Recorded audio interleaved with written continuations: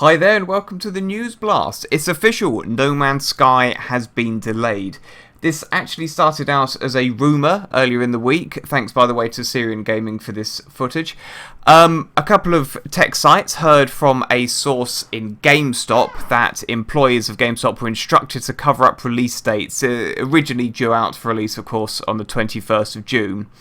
At the time that this was rumoured, the rumour was that the game had been pushed to either July or August. It has literally been announced just moments before I started recording this video. Sean Murray's posted on the PlayStation blogs, both the UK and US blogs. It's now got a multi-release date.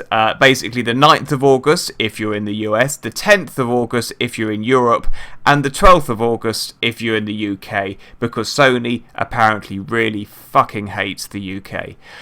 It's a really annoying decision. I mean, my views on this have always remained the same. I don't know why so many people give gaming companies a free pass when it comes to games being delayed. I mean, you expect it from time to time, but when a game has been announced so many years in advance, and pretty much everyone expected this to be released in 2015 as it was, then it got a really, not only did it get a 2016 release date, but halfway through 2016, and they still haven't managed to keep to that.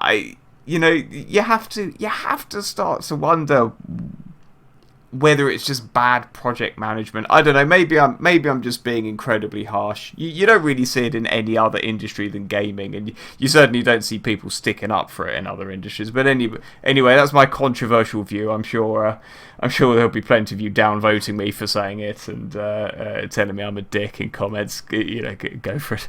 The next story this week is, well, in fact, if Sony hadn't elicited enough anger from people by announcing the PlayStation 4.5, well, now it looks like Microsoft are going to jump on the same bandwagon with the Xbox 1.5. This is a rumour that was originally found by Kotaku.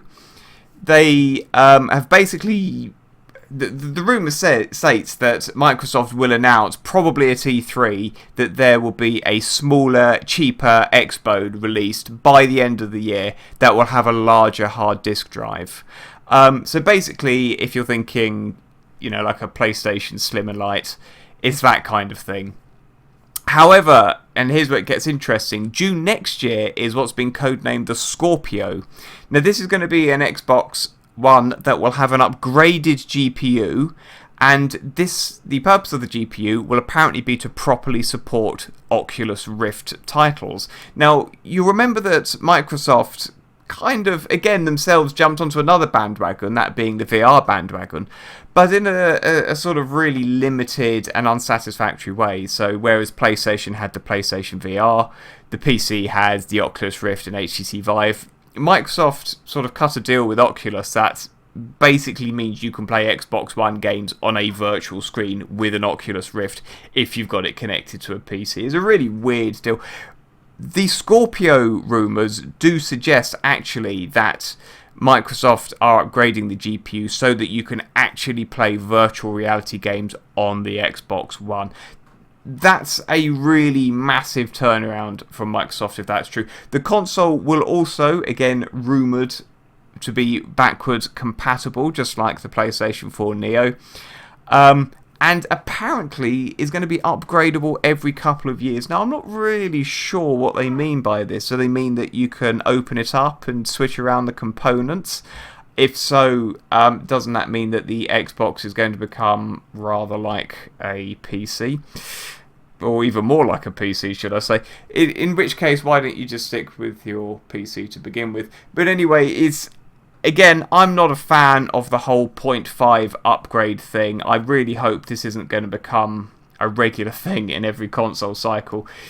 Basically, if you're going to release a new console, release a proper new console. Don't piss off your existing fan base by creating the haves and the have-nots, saying, hey, all you people who, the 40 million people who bought a PlayStation and the considerably less than that who's bought an Xbox One, yeah, your hardware is now out of date because people now have what we're still calling the PS4 and the Xbox One, but actually can run games far, far better. It's just really unsatisfactory, and I'm not really a fan of this, to be honest. I'm really hoping these rumours turn out to be false, but I'm 99% certain that they won't be, because they've been so persistent in how often they come up.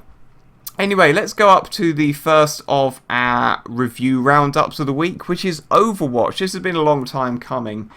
An awful lot of people played the open beta that Blizzard put out a couple of weeks ago, actually.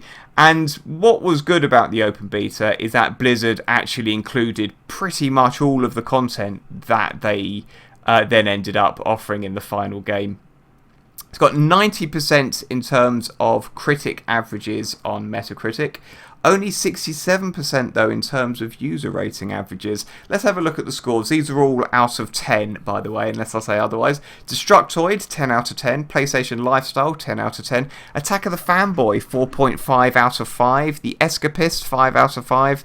Game Informer, 10. Eurogamer Italy, 9. Metro Game Central, 9. IGN Italia, 90%. GameSpot, 9. Twinfinite, 5 out of 5. CG Mag, 8. That's actually the lowest score in the roundup, believe it or not. The Gymquisition, 9 out of 10. Forbes, 10. Game Planet, 9. And Game Revolution, 4.5 out of 5.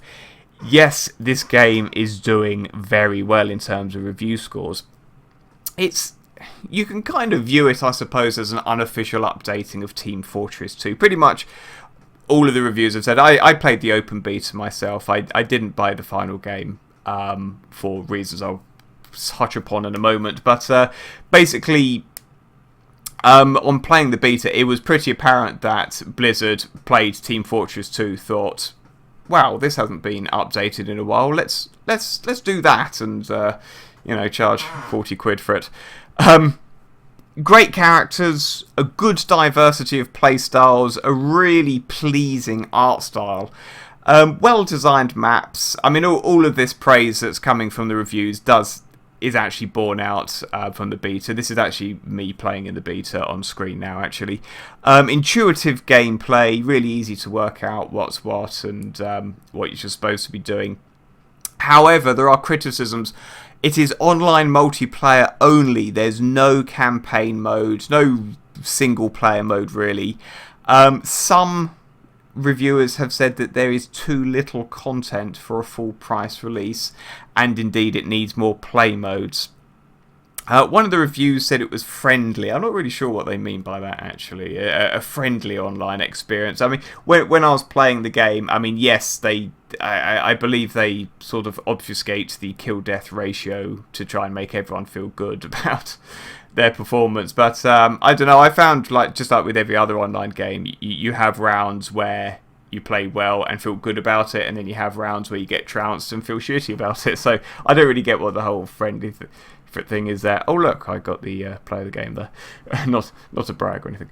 But yeah, my personal concern does actually meet up with the reviewers there. The fact that it is online multiplayer only. Yes, I had fun with it in the beta. Yes, I thought it was actually pretty damn good. However, online multiplayer only games haven't traditionally done that well in terms of longevity. If you look at Evolve, which was okay but not that great. I mean, the servers were like a wasteland about 2 weeks after that game was released. Titanfall, which is actually a pretty damn good game, that had no single player campaign. That was purely online multiplayer. Even a pretty decent game like that, especially once EA started pulling their whole user base fragmentation with DLC and so forth, again, player numbers just absolutely dropped off a cliff. That is really my concern with Overwatch. I do think Blizzard would have been better releasing this as a free-to-play title, as pretty much everyone expected them to, and as they probably expected to when they actually had the mission brief of ripping off Team Fortress 2 and releasing it on Battle.net. But there we go. I guess we will have to wait and see on that one, but it's doing great in the reviews. If you've played it, do let us know in the comments what you think. Next up, The Witcher 3 Blood and Wine. This is indeed the last of the, thanks by the way to Eurogamer for the gameplay, This is the last of the paid DLC for The Witcher 3. CD Projekt have released an absolute ton of free downloadable content for The Witcher 3. The first of the paid DLC released a few months ago. This is the second and final piece. Metacritic average of 92%.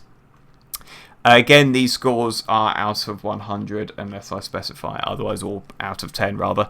Eurogamer, Essential, Twinfinite, 100%, XGN, 96%, PC Gamer, 94%, PC Games N, 9 out of 10, Eurogamer Poland gave it 90, Video Gamer, 9, Destructoid, 9, GameSpot, sorry, their review is actually in progress, Shack News, 9, IGN, 9, Games Radar 4.5 out of 5, Game Pressure 10 out of 10, Game Reactor 9, and Gameblog.fr, which I'm going to guess is a French site, gave it 8. The 8 is actually the outlier amongst all of those. The vast majority really love this game. And I think anyone who's played The Witcher 3 is going to know why. It's an amazing game. The story is just absolutely out of this world, and the way it conveys a narrative. I mean, I've seen very, very few accounts of people who don't like this DLC who actually like the base game. Basically the consensus is that the new playing area is absolutely great. There's the usual fantastic storytelling as you would expect from a Witcher game. Good bosses, but a small criticism is that there is an overall lack of challenge. I mean, personally speaking, I don't mind a lack of challenge in a game like this because the story is just so great. Personally speaking, I'd find too much challenge to be a hindrance to the story, but again, that's just a personal opinion. Our final review roundup of the week is Teenage Mutant Ninja Turtles Mutants in Manhattan. Yeah, this is going to be somewhat of a come down from The Witcher 3 and Overwatch. So thanks, by the way, to GameSpot for the footage there. This got a Metacritic critic average of 46%, a user average of 61%. So users actually, real people actually like it a little bit better than the critics. Cheat Code Central gave it 68%, US Gamer 2.5 out of 5. I should point out the 68% is the outlier in this case. All the rest of the scores are not pretty. Polygon 3 out of 10, Destructoid 4.5, IGN 4.9, Metro 4, we got this covered, 2 out of 5, GameZone 4, Jimquisition 30, Polygon 30. This has been widely lambasted as Platinum's worst game to date. The online co-op is actually pretty good, but the lack of a local co-op is a deal breaker, as I think pretty much everyone guessed. It's particularly galling considering that there is a really brilliant Teenage Mutant Ninja Turtles arcade game which has a 4-player local co-op. Obviously that had 4 joysticks on the arcade cabinet, so you could play it with your friends in the local bowling alley or wherever. But if you pick that up on MAME on an emulator or something, you'll actually find that's a really good beat-em-up game. So when Platinum first announced that this wasn't going to have a local multiplayer mode, I certainly thought, wow, then kind of what's the point?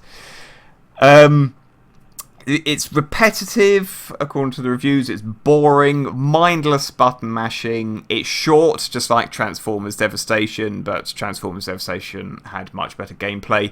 And it's poorly optimised with a crappy frame rate, which again is particularly galling considering the reason that Platinum gave for removing the local co-op multiplayer mode is that they wanted to keep the frame rate up. And they've completely failed to do this. So, what a shame. Again, I'm hoping to actually play this myself over the next week or so. If I do, I'll certainly be giving you my thoughts in a gameplay video when I get round to it. But, yeah, as soon as I as soon as I saw the scores coming in, it kind of found its way to the back of my queue. Anyway, thanks ever so much for watching. You are now up to date with all the hottest gaming news for the week ending the 28th of May 2016. YouTube.com/ParallaxLive for everything gaming, all the best of gaming.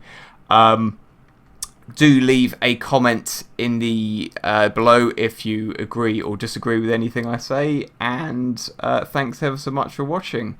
Do please hit the like and subscribe buttons, and I'll catch you in the next video.